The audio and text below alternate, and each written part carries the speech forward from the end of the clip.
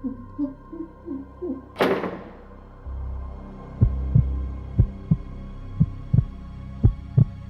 used to work as a custodian at a middle school for almost 5 years, and I was usually on the overnight shift. I would clock in around 10 at night and stay until right before the sun came up, when the buses started pulling in. At first, I actually liked the job. I didn't have to deal with the kids running down the hallways, teachers complaining about stuff, or anyone really. The quiet didn't bother me, and I liked being left alone to do my work. But as time went on, I started to notice how different the school felt at night compared to during the day. It wasn't just quiet, it felt dead. The building creaked and groaned like it was breathing, and when you're the only person in there, even the smallest sound will set you on edge. You'd hear a locker pop open on its own, or the pipes knocking in the walls, and your brain would make you think it was footsteps. I learned to ignore a lot of that, but one part of the school I never really got used to was the basement. The school was old, built in the 1950s, and the basement ran underneath half of it. It wasn't finished nicely like the classrooms. It was a concrete maze of storage rooms and long, narrow halls with pipes and wires hanging overhead. Some of the rooms were full of old desks, some had boxes of outdated textbooks, others had broken furniture stacked up. It always smelled damp and musty down there. The fluorescent lights buzzed and flickered when they even worked at all. A lot of the time, you had to bring a flashlight just to see where you were going. When I first started, one of the older custodians told me to avoid the basement unless I absolutely had to go down there. He said it wasn't worth the trouble and joked that it was haunted. I laughed along, but even in that first week, I noticed how uneasy I felt in that part of the building. It was like stepping into a different world compared to the bright hallways upstairs. There were nights when I would pass the door to the basement and feel a chill just from looking at it, but usually I didn't have to go down there, so I avoided it whenever possible. One night, about 2 years into the job, I had a list of tasks taped to my cart, and one of them was to bring up a set of folding chairs for an event. I groaned as soon as I saw it, because the only place those chairs were kept was the basement. I remember standing at the top of the basement stairwell door for a good minute just debating if I could ask my supervisor if it could wait till morning, but I didn't want to look lazy. So I grabbed my flashlight and opened the heavy door. The stairwell echoed with every step I took, like my boots were way too loud. I got to the bottom and flipped the switch, but only a couple of the overhead lights came on. They left most of the hallway in darkness. I swear it smelled like wet cement down there. I turned on my flashlight and started walking. The chairs were supposed to be in the second storage room on the left. The first room was full of old desks piled all the way to the ceiling. The second door was half rusted, and it squealed like nails on a chalkboard when I pulled it open. Inside, the room smelled like dust and wood polish.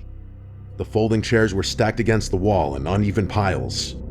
I bent down and started pulling them out, trying to carry as many as I could at once so I wouldn't have to make so many trips. I had just picked up 4 when I froze. From somewhere out in the hallway, I heard a soft dragging sound, like someone was slowly sliding their shoe across the floor. I held my breath, still bent over with the chairs in my arms, listening as hard as I could. The sound stopped. I straightened up and peeked my head out into the hallway, shining the flashlight both ways. The beam cut through the dark, but there was nothing there. My heart was thumping in my ears. I stood there for what felt like forever before finally telling myself it was probably just the pipes, or maybe I had shifted a chair without realizing it. I carried the first load out into the hallway and toward the stairs. As I walked, I suddenly felt a cold draft against my face. It was so out of place that it made me stop mid-step. The basement was always warm and stale, with no windows and no moving air. This felt like standing next to an open freezer. I shined my light up and down the hallway, but nothing looked different. I shook it off, set the chairs at the bottom of the stairs, and went back for more. When I walked into the storage room again, something felt off. The stack of chairs looked different somehow, like they had shifted while I was gone. I frowned at them, trying to remember exactly how they'd been leaning. I finally told myself I was just being paranoid and picked up another load. This time, as I turned to leave, I heard it again, a thump followed by a scraping sound. It came from farther down the basement hallway. My flashlight beam shook in my hand as I aimed it that way. About 20 feet down, One of the classroom doors that should have been closed tight was cracked open. My stomach dropped. I knew I hadn't touched that door. The school was locked up every night, and no one was supposed to be there except me. I stood frozen in the doorway of the storage room, staring at that cracked door. Every part of me screamed to drop the chairs and run upstairs, but I just stood there. I told myself maybe the door had come loose, or maybe when I opened another door, the air pressure had shifted. I clung to those excuses like a lifeline. I carried the chairs quickly to the stairwell, then came back with my flashlight in one hand, empty-handed this time. The cracked door was still there, open just enough for someone to peek out. My throat went dry. I crept toward it slowly, each step echoing. When I was close, I called out, "Hello, anyone down here?" My voice cracked, and it sounded small in the big empty basement. No answer. I swallowed hard, then pushed the door open fast with my free hand and shined the flashlight inside. The room was empty, just shelves of dusty science equipment, boxes stacked high, cobwebs in the corners. I stepped inside for a second, heart racing, listening for any sound. That's when I heard it again, a dragging shuffle, but this time it was behind me in the hallway. I spun around and pointed the flashlight, with the beam cutting down the corridor. Nothing, just shadows and concrete, but I felt it, that heavy pressure you get when you know you're being watched. My skin prickled all over. I didn't care about the chairs anymore. I backed up slowly, keeping the flashlight aimed down the hallway, and made my way toward the stairwell. When I got to the stairs, I grabbed the chairs I'd left and carried them up 2 steps at a time. I didn't stop until I was back in the main hallway upstairs, gasping for breath. I leaned against the wall, sweating even though the school was cold. I told myself I was imagining things. Maybe it had been rats or water pipes, but I couldn't explain the cracked door. I locked the stairwell door behind me, even though I wasn't supposed to, and I didn't go back down for the rest of the night. A week later, I was mopping the hallway right above the basement stairs when I heard it again. 3 loud bangs, evenly spaced, like someone hitting the wall with their fist. The mop slipped out of my hand, water dripping onto the tiles. I froze and listened. Then I heard the basement door rattle like someone had shoved it from the other side. My blood went cold. I didn't open it. I stood there, gripping the mop handle until the sound stopped.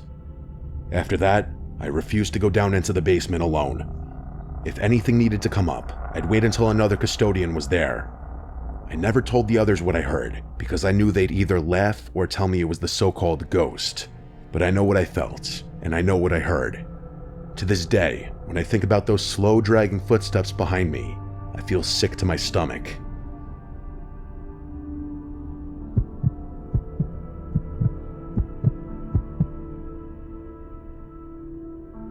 I worked as a custodian at a high school for 3 years. I was the newest guy on the team, so most of the time I got stuck with the overnight shifts. The building was huge, 4 floors and 2 gyms, and at night, when it was empty, it felt like a giant maze. The rule was to go floor by floor, room by room, turning off lights, emptying trash, and locking doors. It usually took the whole night to cover everything, and if you tried to rush, you'd miss something. One Friday night, I was working alone because one of the other custodians had called out sick. Normally, we worked in pairs, so I wasn't used to being the only one on duty. At first, the shift was normal. I started on the first floor, emptying trash cans, wiping down surfaces, and mopping the hallways. The lights in some of the old corridors flickered, which made the shadows jump around, but I told myself it was just the building settling. Around midnight, I made my way up to the 3rd floor. That floor always gave me a bad feeling because it was quieter than the others. It had a lot of older classrooms that weren't used anymore, some permanently locked, and others were just storage rooms filled with dusty books, broken furniture, and old lab equipment. As I walked down the hallway, I passed the lockers. The metallic click of the doors and the echo of my boots against the tiles made me jump a few times. I kept reminding myself it was normal. I was halfway through mopping one of the main hallways when I noticed a door about 20 feet away was open. That struck me immediately because I had already checked all the rooms earlier in the evening, and every door had been locked. My first instinct was to walk past it quickly and ignore it, but something made me stop. I set my mop against the wall and walked over slowly, trying to make as little noise as possible. The door was one of those old wooden classroom doors with a square glass window. I pushed it open slowly, shining my flashlight inside. The room looked empty. The desks were stacked along the walls and boxes were in the corners. Nothing seemed out of place at first glance, but then I noticed that one of the boxes near the back wall had been moved. It was tilted, not lined up with the others, and there were scuff marks on the floor, like it had been dragged across the tiles. My stomach sank. I knew I had closed that door earlier, and I knew I hadn't moved that box. I told myself it was probably nothing, just my imagination playing tricks on me because I was tired. I pulled the door closed and went back to mopping, but my mind kept wandering to that room. I kept thinking I should check the windows, maybe a student had snuck in somehow, but all the windows were locked from the inside, and the hallway doors were locked as well. I tried to shake the feeling of being watched and focused on the cleaning. After finishing that hallway, I went down to the stairwell to head to the second floor. As I walked past that same classroom again, my heart nearly stopped. The door was wide open. My breath caught in my throat. I knew I had shut it before. I slowly stepped closer. I peeked inside, and the room looked normal, except the box was now moved to the center of the floor. My pulse was racing. I whispered, "Hello? Who's in here?" My voice sounded tiny in the emptiness of the building. I waited, but there was silence. And then from the back of the room, I heard slow, deep breathing. Not a gust of wind or a pipe. It was someone trying to be quiet, but making sure I could hear it. I tried to convince myself it was a student hiding, playing a prank. But how would they have gotten in? I was the only one who was supposed to be there, and all the doors were locked. I slammed the door shut and ran down the hallway to the stairwell. My heart was hammering, and sweat ran down my back. I stayed pressed against the stairwell door, listening. I debated calling my supervisor, even though I hated bothering him in the middle of the night. Finally, I did. When he picked up, I told him what was happening, trying to keep my voice steady. He said he would be there in 20 minutes. Those 20 minutes felt like hours. I stayed as far away from that room as possible, peeking over my shoulder every few seconds. Finally, he arrived. We went back up together. He had a big flashlight and walked straight into the classroom. The box was still in the middle of the floor. We checked everywhere, the closets, under the tables, behind the desks. There was nothing. He suggested I was just tired or imagining things. I didn't argue, but I knew what I had heard. That slow, heavy breathing. I tried to finish the rest of my shift with him there, but I kept glancing at that classroom. The hallway felt colder and more oppressive than ever. Even sweeping and mopping didn't distract me. Every time I passed a locker, I expected it to swing open. Every shadow seemed like a person standing just out of view. Weeks later, when I worked with another custodian, he told me that years ago, a student had been caught hiding in that classroom overnight. They had snuck in to play a prank, but it scared the staff so much that they never used that room again. It made sense, but it didn't explain the breathing I heard that night. There was no one else in the school. I finished the shift and left, but every time I thought about it, my stomach twisted. I started taking extra precautions. I made sure all the doors were locked as I passed. I kept my flashlight pointed at the floor and stayed near the stairwell if I had to pass that hallway. Months later, I had another overnight shift alone. I avoided that third floor for as long as possible. When I finally had to go up, I moved as quickly as I could. I kept thinking I'd hear it again. The feeling of being watched didn't go away. Even when I was in a room far from that classroom, I felt like eyes were on me. Every creak of the floor made me jump. I finished the shift and left quickly, never looking back. I refused to work that floor alone again. Even years later, I avoided it whenever I could. I never found out if it had been a student hiding or something else, but I'll never forget the sound of that breathing, coming from a classroom that should have been empty. I can still hear it in my head sometimes.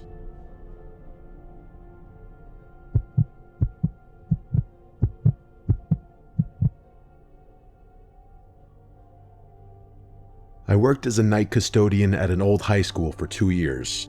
The worst part of the job was always the auditorium. It was massive with 3 levels of seating, a big stage, and long heavy curtains that hung from the ceiling.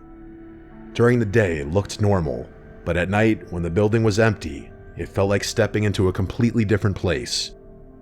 Even with the lights on, there were shadows in every corner that seemed darker than they should be. Sound carried strangely in there.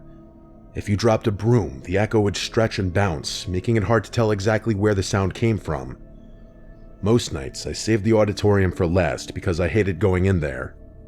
There was just something about it that always made my skin crawl. Near the end of winter one year, I had to clean it earlier than usual because there was going to be a play the next morning. I arrived around midnight, dragging my cart behind me.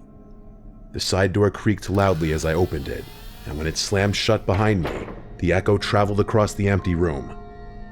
I started by sweeping the aisles between the seats.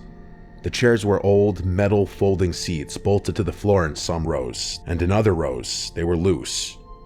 As I pushed the broom, I listened to the scraping sound echo off the walls and ceiling. After a few minutes, I thought I heard something else. It was faint at first, like a soft rustling from the stage. I froze, thinking maybe a prop had fallen over, but when I looked, the stage was empty.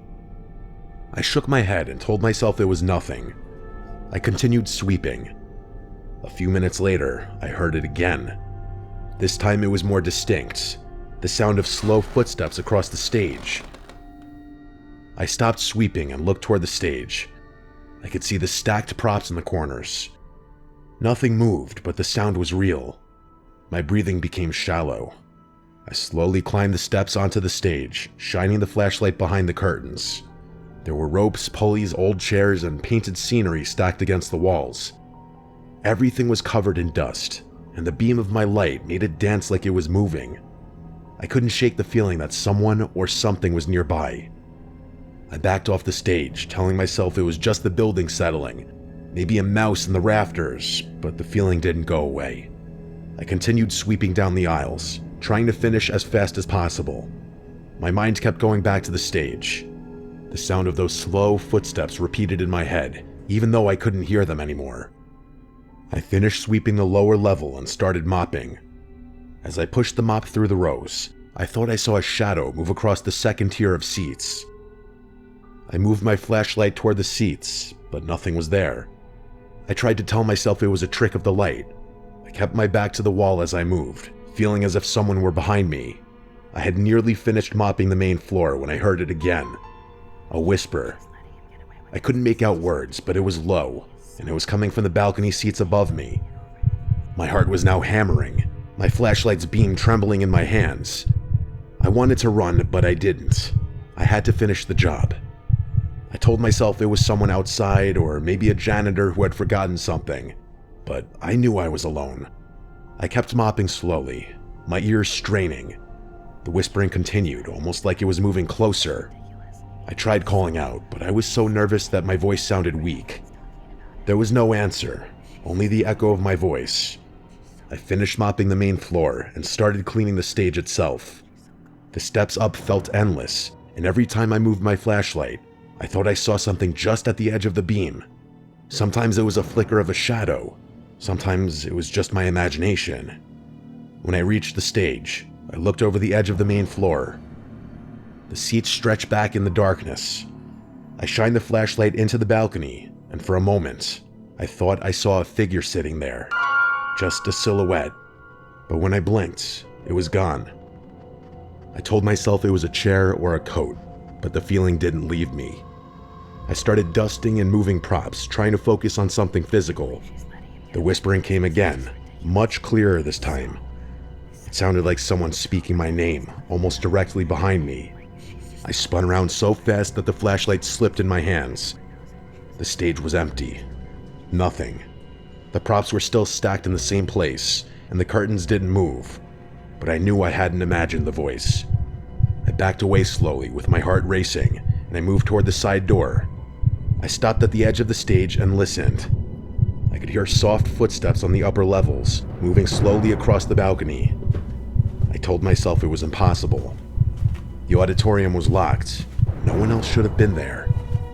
The footsteps continued, stopping and starting as if someone were pacing and watching me. I finally ran to the door, grabbed the handle, and pulled it open. The cold night air hit me like a wall, and I felt relief, but I could still hear the faint echo of footsteps above, fading away slowly.